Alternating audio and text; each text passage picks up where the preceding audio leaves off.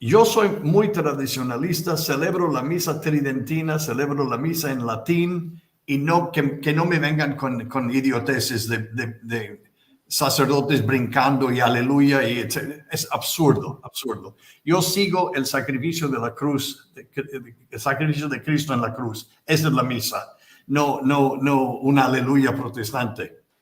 Bienvenidos, estimados amigos de este canal en que nos reúne la devoción especialísima al Padre Pío. Hoy vamos a tener una entrevista muy especial con un gran sacerdote que nos va a hablar sobre un tema muy complejo y varios temas en general. Vamos a tener la oportunidad de conversar con el Padre Charles Moore. Así que bienvenidos, mi nombre es Diego Mauricio Duque y este es su canal Bajo el Auxilio del Padre Pío.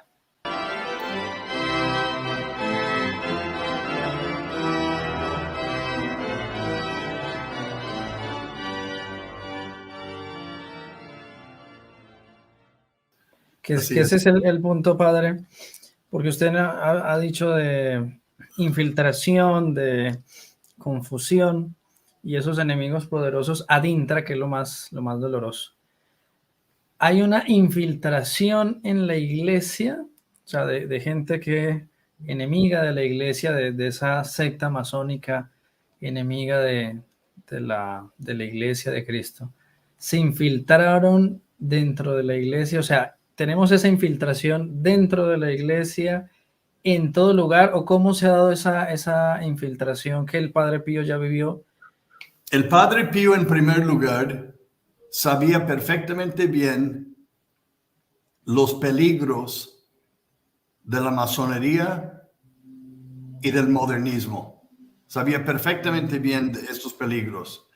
Y constantemente él y el Papa Pío XII estaban en comunicación con esta misma preocupación. Porque, ¿cómo decírtelo? Te lo digo así.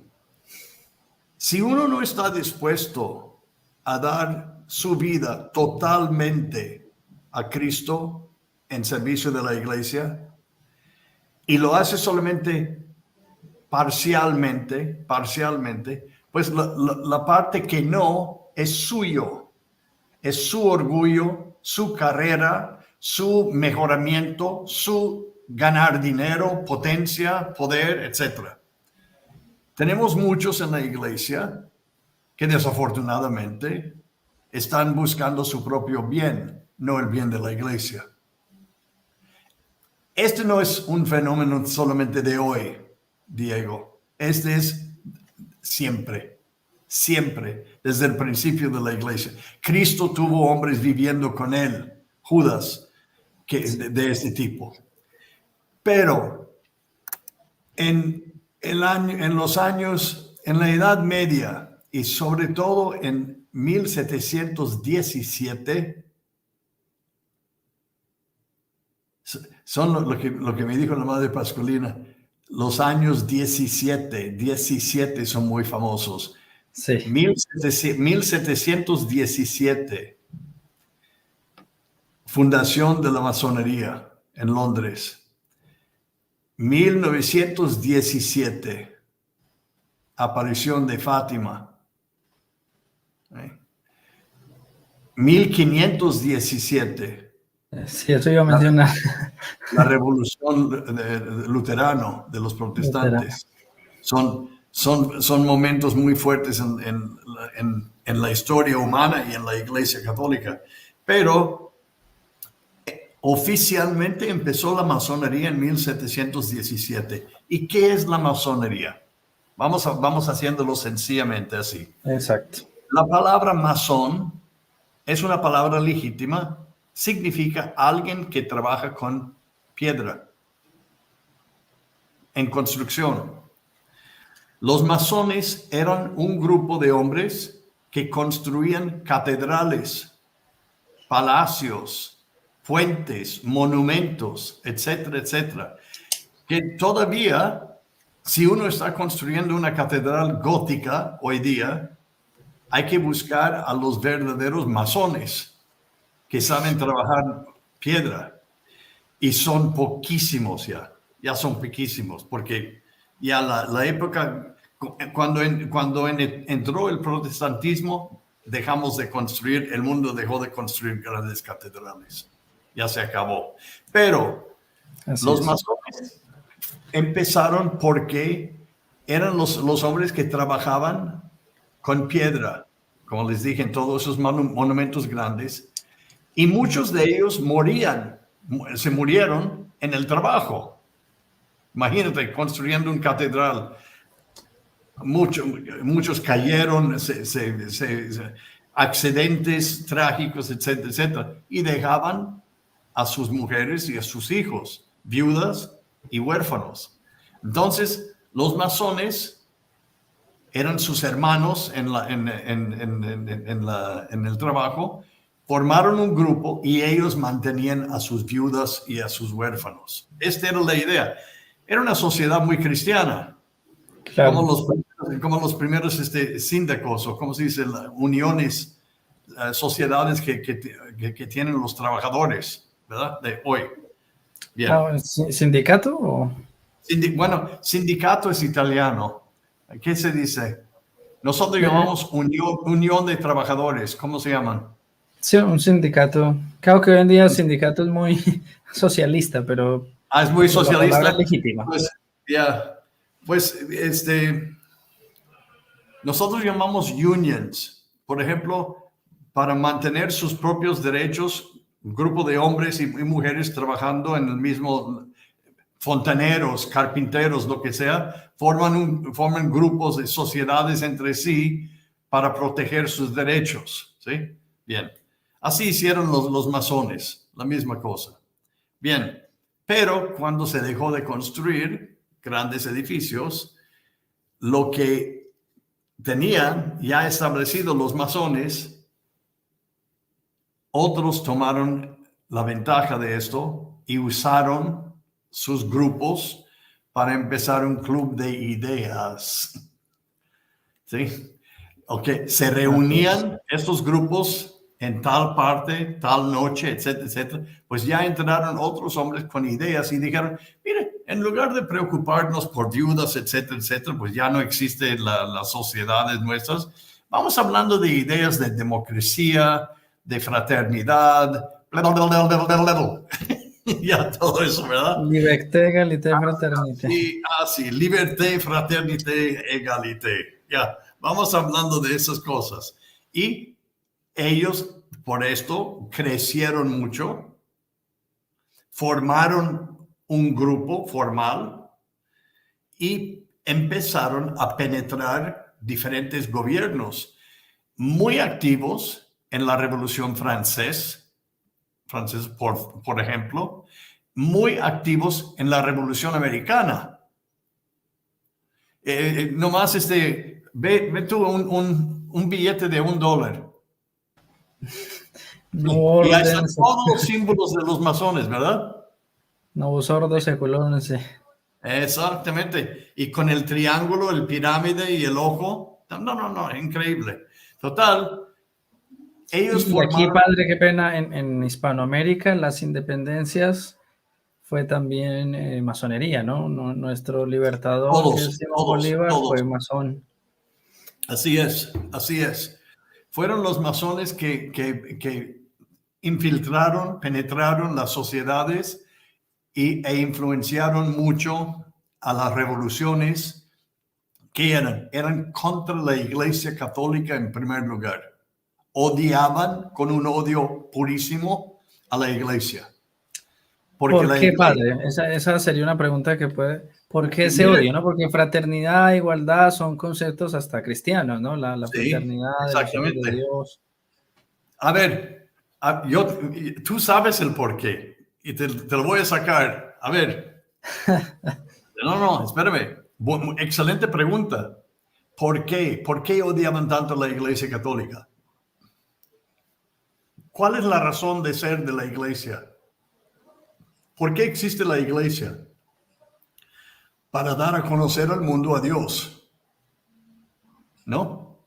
Entre muchas otras cosas, pero principalmente es compartir el conocimiento de Dios y querer la salvación del prójimo, extender de parte de Dios. Ahí está el problema. Ahí está el problema. El socialismo se llama comunismo, se llama marxismo, se llama de 1000 nombres diferentes en toda la historia. Es el mismo enemigo. El mismo enemigo, no has cambiado de nombres. Me dijo la madre Pascualina también, santa mujer, dice, en primer siglo se llamaban los arianos. Bueno, en primer siglo se llamaban los gnósticos. Porque la masonería es una forma de gnosticismo. Es gnóstico, se llamaban los gnósticos, y luego los arianos, y luego los pelagianos, y luego los estos, luego, y hoy se llaman los comunistas. Y me dijo ella, me pregunto cómo se van a llamar mañana. Porque es la misma cosa, nomás cambian de nombres, pero no toleran la idea de Dios. ¿Por qué no pueden tolerar la idea de Dios? Porque admitir que existe un Dios significa que algo hay más grande que yo, a lo cual yo tengo que obedecer, porque su voluntad es más grande que la mía. Esto no lo permitan. ¿Por qué el comunista tiene que ser ateo? ¿Por qué? Porque si admite que hay un Dios, Dios tiene sus leyes. Entonces yo soy sujeto a Dios. No. Yo no soy sujeto a nadie. Yo mando aquí. Yo soy el encargado del mundo, del futuro, del hombre. Yo, el hombre. No Dios. Quita esa idea de Dios. Además, en el socialismo y el comunismo, marxismo, todo como lo quieres llamar, nada puede ser más grande que el gobierno. El Estado es todo. El Estado. Miren lo que están haciendo hoy. ¿Qué están haciendo hoy? El Estado está educando a tus hijos. El Estado te está dando permiso de tener hijos o no tener hijos. El Estado está decidiendo en este momento lo que vas a comer o no comer. El Estado. Este es, en primer lugar, este es Dios. Y yo, comunista, socialista, ¿sí? Masón, ¿sí? Yo controlo esto. No me hablas de otra cosa más alta. Yo no soy sujeto a ninguna otra autoridad. Este es lo máximo y yo lo tengo. Por eso es el orgullo. No aguantan la idea de Dios. Por eso. Porque si yo admito que hay Dios, yo pierdo mi poder. Vamos regresando a la vida de Cristo, nuestro Señor. ¿Por qué crees tú que los fariseos, los judíos, los sumos sacerdotes estaban en contra de Cristo? Viendo sus milagros, viendo su vida intachable, viendo todo el bien que ha hecho. ¿Por qué estaban en contra? Porque Cristo era una amenaza a su poder. Si nosotros creemos en que es el Mesías, entonces Él es superior a nosotros. No, eso no puede ser. Entonces nosotros deberíamos de obedecer a la voluntad de Él y a su Padre, que dice que es Dios. Y no permiten eso. Ese es el problema. Y este es el problema clásico. Es como el orgullo en su máxima expresión, ¿no? Sí, así es. El hombre queriendo ser... ¿Cuál es el dicho, las palabras del diablo? Non servia. No serviré. Nada ha cambiado, mijito. Nada ha cambiado. Es la misma historia. Nomás cambian los nombres y los personajes. Sí, se va adaptando. Es el bien contra el mal. Hola, queridos amigos. Me encuentro en el pequeño museo dedicado a las almas del purgatorio en la ciudad de Roma. Desde aquí los invito a que inscriban a sus seres queridos, familiares, conocidos a las misas gregorianas. para que el ofrecimiento de la Santa Eucaristía ayude a estas almas a pasar del purgatorio al cielo. Recordemos que el purgatorio es una verdad de fe, existe. Inscriba un alma del purgatorio a las misas gregorianas, 30 misas continuas, con la promesa de la Iglesia de que al finalizar esas almas estarán en el cielo. Es la obra de misericordia más grande que podemos hacer. Hágalo a través de nuestra página o llamando a nuestro contact center. Nosotros, padre, tuvimos aquí, no sé si usted ha escuchado, un gran obispo aquí en esta región, en este estado de Colombia, que es Antioquia, como Antioquía, pero Antioquia. Antioquía, muy bien. En un poblado, una ciudad pequeña que es Santa Rosa de Osos, por Santa Rosa de Lima, pero aquí era de Osos, Santa Rosa de Osos. Santa Rosa de Osos. De Osos, sí. Vaya. La patrona es Santa Rosa de Lima. Bien. Y este obispo, un obispo santo, ahorita es venerable, Monseñor Miguel Ángel Builes. Él murió por los años 70, creo que el 72, y él denunció, fue uno de los obispos, digamos, odiados, porque su voz se escuchaba en toda Colombia, pero era un obispo verdaderamente católico. Y él fue de los únicos, o si no el único obispo, que se atrevió a denunciar el rotarismo. Entonces, él hablaba directo contra la masonería, pero empezaba a aplicar, ¿no?, a tales sectas, etcétera, al rotarismo. Entonces, me acuerdo que hablando con las hermanas, que él fundó varias comunidades, una de ellas son las Hermanas de la Misericordia, y ellas decían, hay cartas pastorales de él, de nuestro padre, Monseñor Builes, que es mejor no publicarlas porque queremos la canonización. Y esas cartas que están, digamos, publicadas, lo están hasta cierto momento. Cuando ese otro momento es cuando él empieza con el rotarismo y empieza a denunciar la masonería más fuertemente. O sea, es algo que...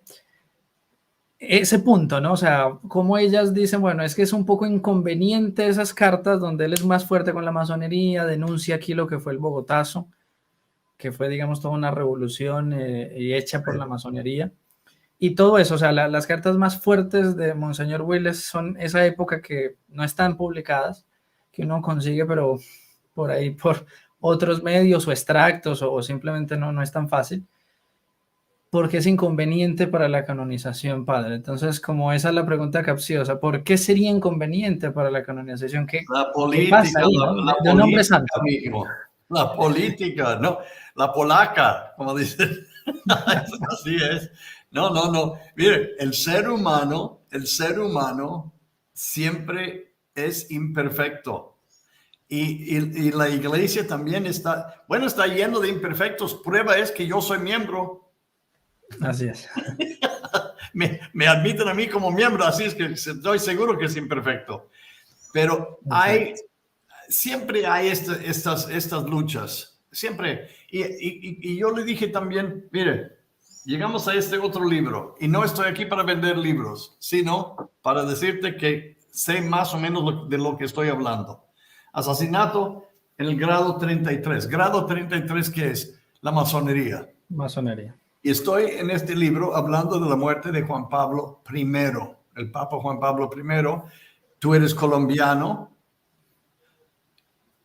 Hubo una investigación sobre la masonería en el Vaticano, comisionado por el Papa Paulo VI, y el Papa escogió a un hombre que estaba absolutamente enamorado de Colombia. Enamorado de Colombia. El cardenal Eduard Gañón. ¿Cuál es la palabra? Mire, perdóneme mi ignorancia. Como dice Cantinflas, perdone mi falta de ignorancia, dijo. La ciudad en Colombia que tiene un seminario muy grande, él era el rector. Manizales es una capital, sí. Manizales. Es esta región que se denomina Paisas. Eso. Trabajó ahí muchos años y no quería salir. De ahí no quería salir. Magnífico. Lo mandaron llamar del Vaticano y no quería salir de Colombia. ¿En serio? Él era, padre, qué pena, ¿de qué nacionalidad? Canadiense, francés, de Montreal. Nació en Montreal y de la congregación de San Sulpice, salpicianos. San Sulpicio, sí. Sí, que tienen en gran parte seminarios, enseñanza en seminarios y formación del clero. Y él era el rector ahí. No quería salir de Colombia. Estaba absolutamente enamorado de Colombia, de la gente, sus costumbres, todo. Y tenía grandes amigos entre gente muy humilde también de Colombia, ¿eh? No de los poderosos. Era un hombre de verdad del pueblo. Total, lo llamaron a Roma, era el rector del colegio canadiense, y el Papa, no voy a explicar todo porque nos vamos a volver locos a todos tus oyentes. Si quieren comprar el libro está en Amazon. Hay que comprar el libro. Pero la cosa es esta. El Papa Pablo VI en 1975 se dio cuenta de que las cosas en el Vaticano no andaban bien.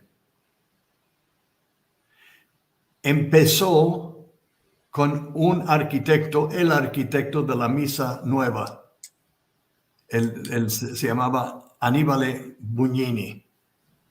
Fue denunciado, etcétera, etcétera. También pueden leer eso, pero ahí empezó. Entonces el Papa llamó al cardenal, al arzobispo Gagnon, en aquel entonces todavía no era cardenal, y le encargó un estudio profundo de la curia romana. ¿Qué es la curia romana? El gobierno del Vaticano. Gagnon dedicó 3 años completos, enteros y a tiempo completo a este estudio. Vivió conmigo, o yo viví con él, como lo quieres ver. Y también tuvimos otro gran amigo, Monseñor Mario Marini. Los 3 vivimos juntos.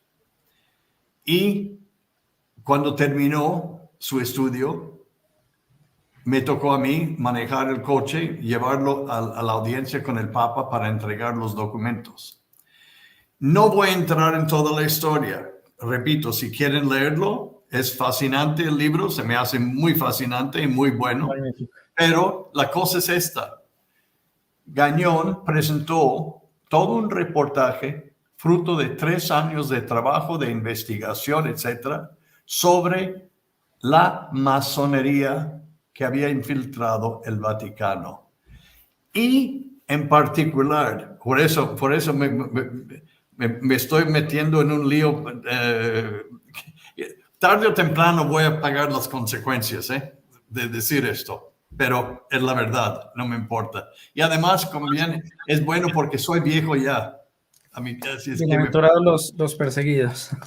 Pues voy a estar muy bienaventurado muy pronto, creo. La cosa fue esta, que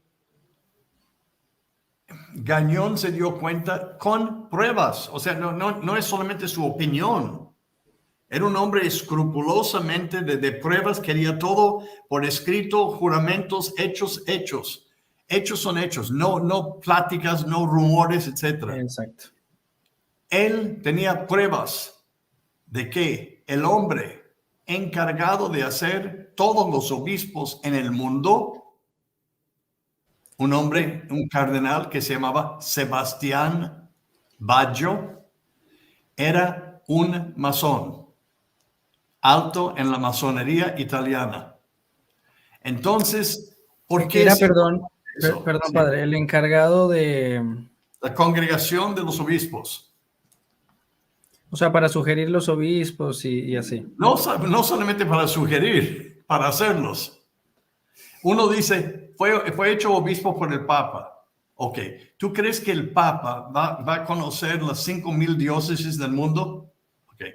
El Papa consagra, pero sí, claro. Así es. El Papa da su sí, pero depende de hombres competentes para decirles quién.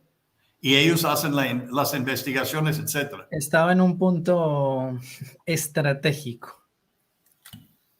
No solamente estratégico, él era la estrategia. Él era la estrategia. Como dijo el rey Luis XIV, l'état c'est moi. Decía la iglesia c'est moi. Dios mío. Así es, de verdad. Y él nombró desde 1974 todos los obispos del mundo. Sucedió otra cosa que quiero que entiendas bien en esta época. El Papa declaró una declaración de que todos los obispos al llegar a la edad de 75 años tenían que renunciar. Antes no era así. Si tu obispo vivía hasta los 98 años de edad, era el obispo hasta los 98 años de edad. Era como el Papa. Elegido Papa, con la excepción de Benedicto XVI, que todavía no entendemos eso, pero eso es otra cosa, otro tema para otro programa, ¿verdad? Claro que sí. Pero así los obispos quedaban obispos para siempre, hasta morir. Entró este nuevo orden que a los 75 años de edad tenían que renunciar a sus diócesis. ¿Qué pasó? Hubo un cambiazo de nuevos obispos. Claro, empezar a poner Así. las fichas. Y el hombre encargado de todos esos nuevos obispos fue un masón llamado Cardenal Sebastiano Baggio. Gagnon tenía la prueba de eso. Fue y le dio al Papa. No voy entrando más. El resto está en el libro. Es muy interesante y créeme que lo que yo escribí en el libro es porque yo lo viví. Yo llevé a Gagnon a 3 audiencias con 3 papas, con Pablo VI, Juan Pablo I y con Juan Pablo II, con estos documentos de su estudio, de su investigación pontifical sobre la curia romana. Bien, el resto está en el libro, si quieren. Pero la cosa es esta. Ahí empezó todo este problema de falta de unión, falta de obispos que no creen esto, que no creen el otro, que no les importa. Ahí empezó. Y todavía, según mi humilde parecer, estamos viviendo las consecuencias de eso hoy. Porque una vez cambiado todo el cuerpo de obispos en el mundo, ya. Los nuevos después de ellos también son del mismo género. ¿Sí? Sí, porque el obispo cambia el seminario y moldea a los otros según su imagen. Así es. Yo tengo un gran... Sí, mire, Diego, fácilmente, si tú querías hacer una revolución en la Iglesia Católica, ¿cómo lo ibas a hacer? Lo vas a hacer a través de los obispos. Porque donde no hay obispo, no hay iglesia.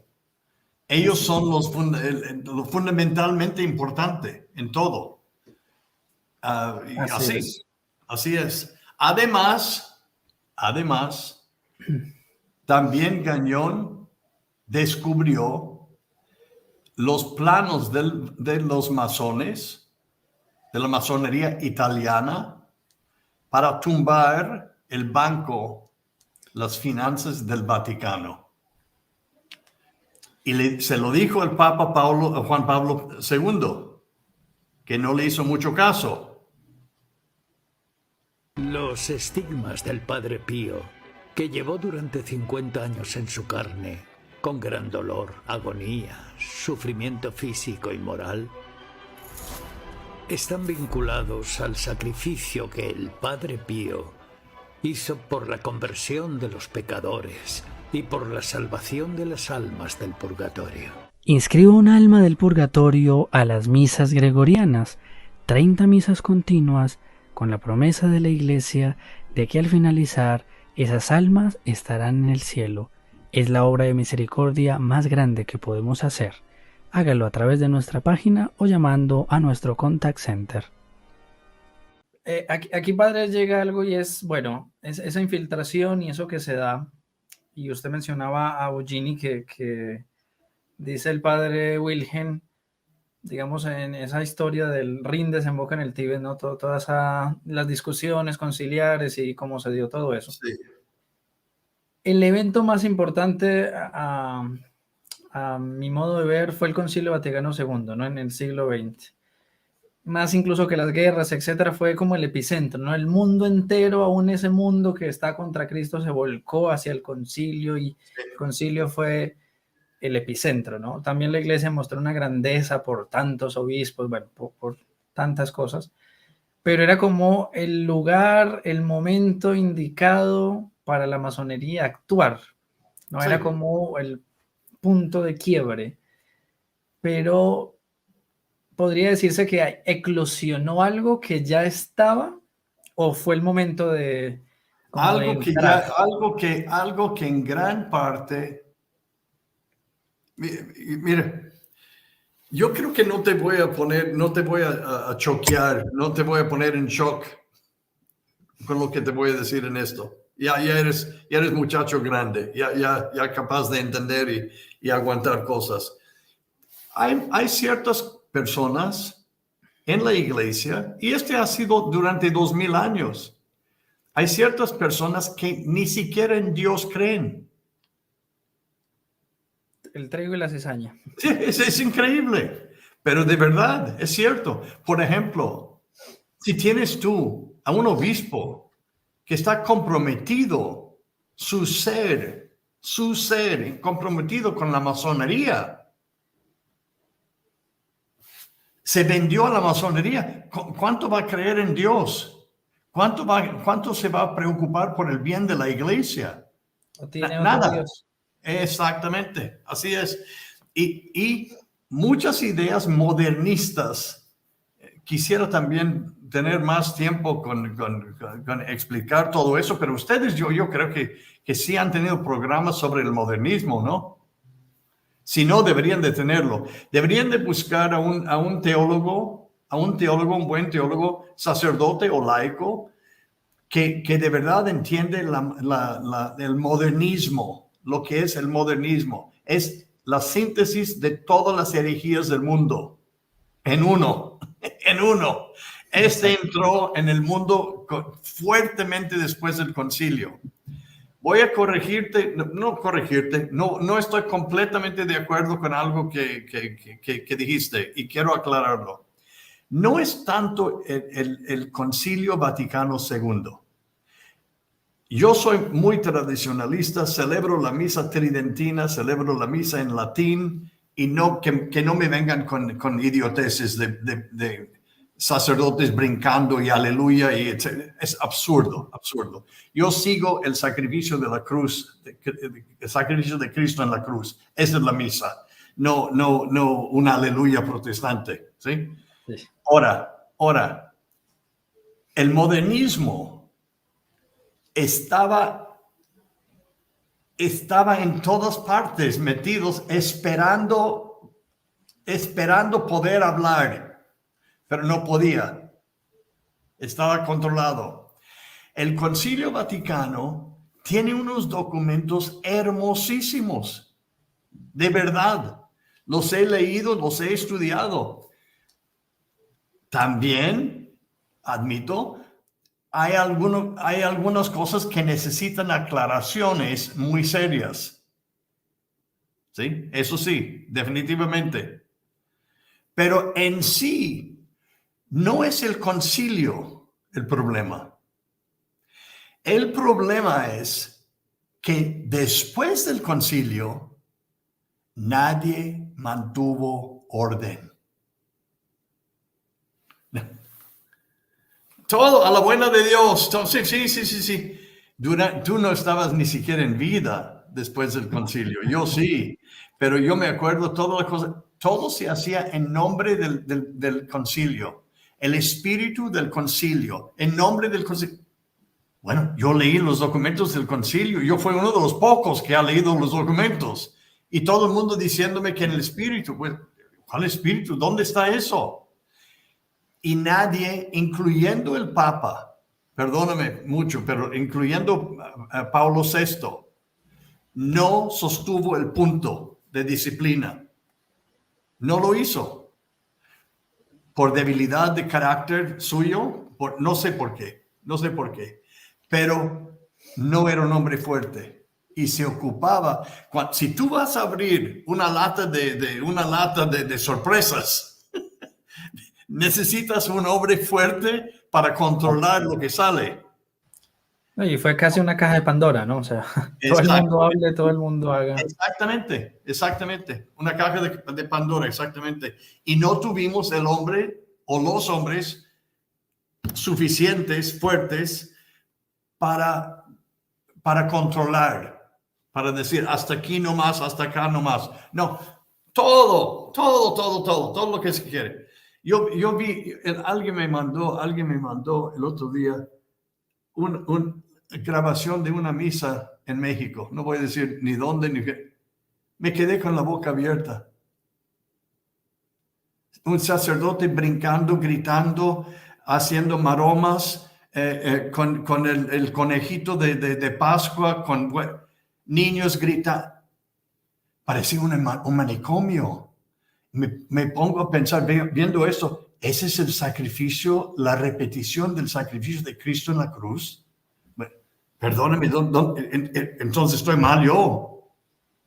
¿Qué hacía el Padre Pío, no? Que se transformaba en un Cristo casi que visiblemente ahí sufriendo. Así. Y el Padre Pío sufrió mucho precisamente por lo que estaba pasando y por lo que vio que iba a pasar. Y es lo que estamos sufriendo hoy. Es que ese punto, padre, de la misa, la última misa del Padre Pío es la misa tradicional, pero ya él está hacia la gente. Está en agonía, él está agonizando porque esa misa la hace en agonía porque el superior de él estaba tocando el órgano y quería lucirse y lo obligó a hacer la misa a un hombre que estaba agonizando. Pero él está hacia la gente, aunque celebrando la misa tradicional. El Padre Pío, que era, digamos, ese Cristo, sí, de alguna manera como visible, como usted decía, ¿no? Como después de San Francisco, lo más cercano que pudimos ver de nuestro Señor, ya que no lo vimos aquí en tierra como los apóstoles. Ese punto a él especialmente lo hizo sufrir, ¿no? Todo lo que estaba pasando con la misa y que quien, digamos, hace esos cambios y ayuda a toda esa revuelta, digamos, en cuanto al rito de la misa, es un masón, ¿no? Buggini. Ese punto, padre, de la misa y que a veces está como en batalla y aunque la misa, digamos, sigue siendo válida, pero porque ni siquiera se sigue el documento, digamos, de la misa, ¿no? Que se habla del gregoriano, de la polifonía, etcétera. Es decir, eso se salió de control. Eso está en el Concilio Vaticano. Esos son documentos del concilio y postconciliares hablando de la necesidad de respeto, de honor a Dios, de alabanza correcta. De latín, absolutamente. Los mismos del concilio, los mismos obispos del concilio dijeron ni una palabra, quitarlo del latín y cambiar ni una palabra. Pues Bugnini, masón, autor y arquitecto de la nueva misa, dijo, mira cómo son. Dice el concilio que no se puede cambiar ni una palabra del canon de la misa. ¿Cómo lo haremos? Yo sé. Vamos a llamar el canon de la misa, el canon romano, lo vamos a llamar plegaria eucarística número 1 y vamos inventando otros 3. Y se puede escoger, ¿ves? Que no estamos fieles a lo que dijeron los padres, no estamos cambiando nada, pero inventando. Mire, mi estimado, cuando yo leí eso no lo pude creer. Me tocó conocer en persona un padre, un sacerdote, Bouillet, Luis Bouillet. ¿Has oído hablar de él? Creo Nunca. que sí, padre, pero no. Luis Bouillet fue un protestante, brillante hombre, se convirtió al catolicismo y trabajó con Bugnini en crear la nueva misa. Años después se convirtió. O sea, le ayudó a crear siendo protestante. No, siendo sacerdote católico, pero viene del protestantismo.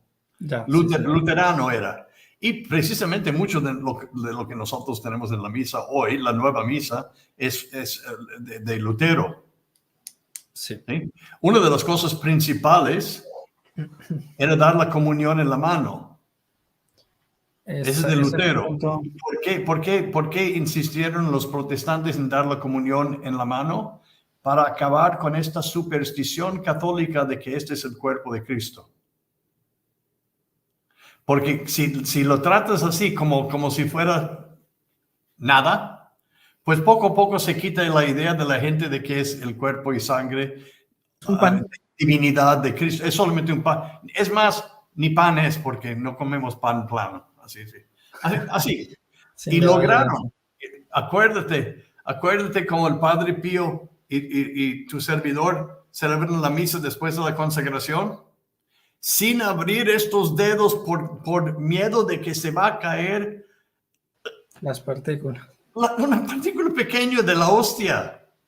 Y ahora dando comunión como si estuviéramos en línea en McDonald's, sí. en un servicio de fast food.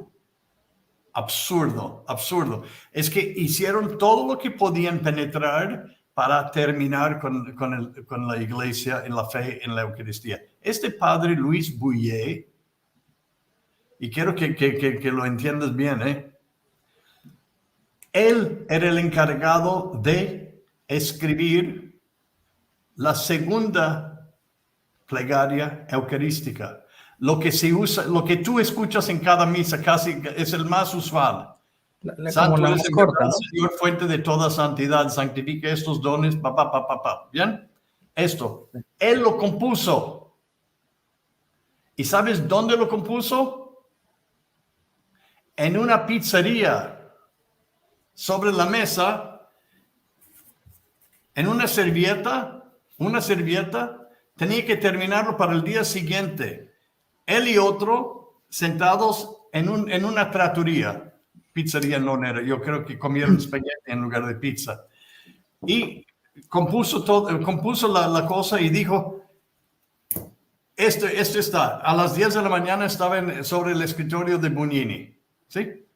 Compuesto en una trattoria en Trastevere. Él lo puso en su libro y lo dice abiertamente. Él mismo dice, es una vergüenza lo que es eso. Y eso es lo que usamos en todo el mundo. ¿Y sabes por qué lo usan en todo el mundo? Porque es el canon más corto. ¿Sí? No tenemos que dedicar 5 minutos más a un canon más largo. Mire, andamos mal, pero ¿sabes qué? Y con eso vamos a terminar eso. Andamos mal en muchos aspectos, pero te tengo una buena noticia, amigo. Al final triunfará el Sagrado Corazón y el Corazón Inmaculado de María. Y la iglesia triunfará al final. Pero tenemos que pasar por estos tiempos de confusión, porque estamos en una confusión bastante grande, aunque muy pocos lo quieren admitir. La mayoría, sobre todo los en poder, nuestros obispos, están fingiendo todos que todo anda muy bien. Sus seminarios vacíos, sus iglesias vacías, no hay vocación, no hay nada, pero todo está bien. No, todo no está bien, está muy mal. Pero lo bueno para ti, Diego, Mauricio, lo bueno para ti es que, si no me equivoco, tú vas a estar en vida todavía cuando ves la redención de la iglesia llegar. Lo vas a ver tú en tu vida, si Dios quiere. Yo no, pero tú sí. Y eso es bueno. Desde el cielo, Padre, mejor allá. Bueno, espero. Pero así es la cosa. Así es que no quiero terminar siendo una plática esta completamente negativa. No es Exacto. negativa, pero es una tontería decir que todo anda bien, porque no anda bien, definitivamente. ¿Bien? Pero va a estar bien. Así Sí, es.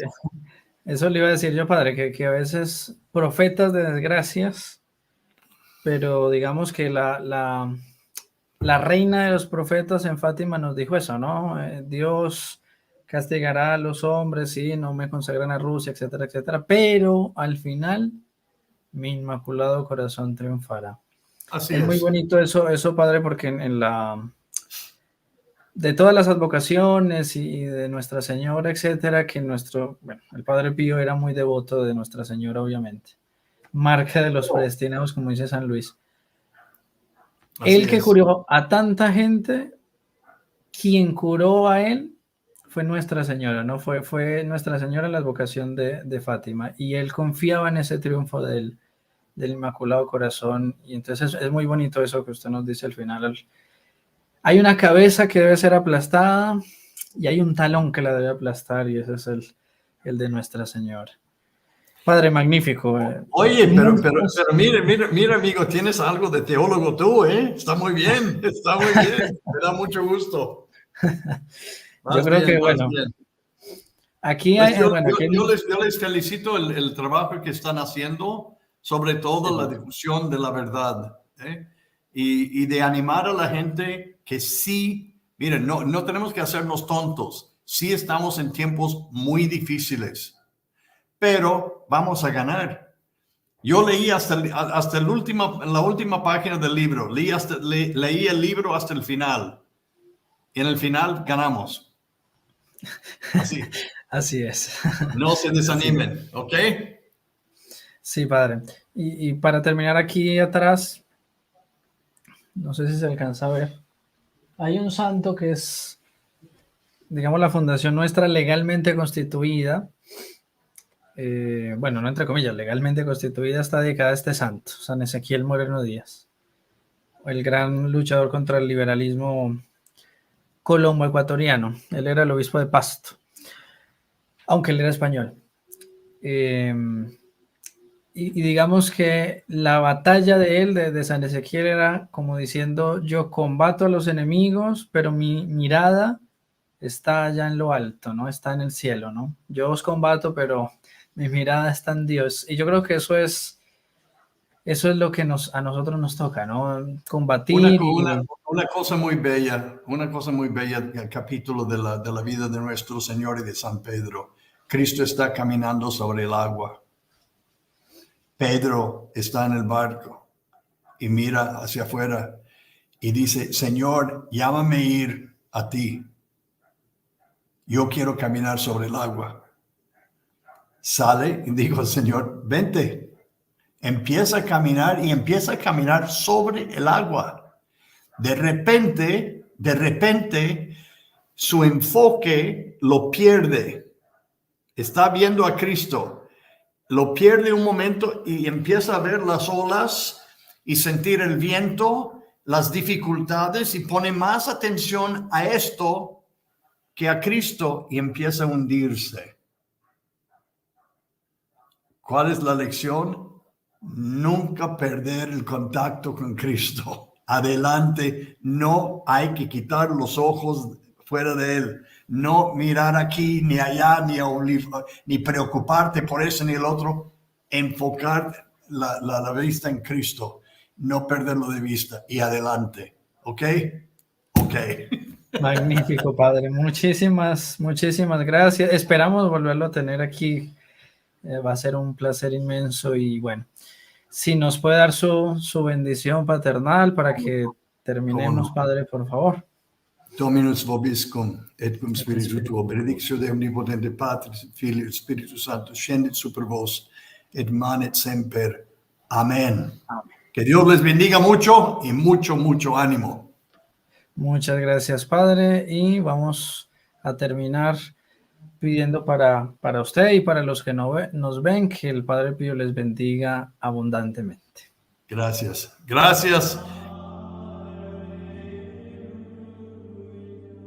In nome del Padre, del Figliolo e dello Spirito Santo, e così sia. Sia lodato Gesù e Maria.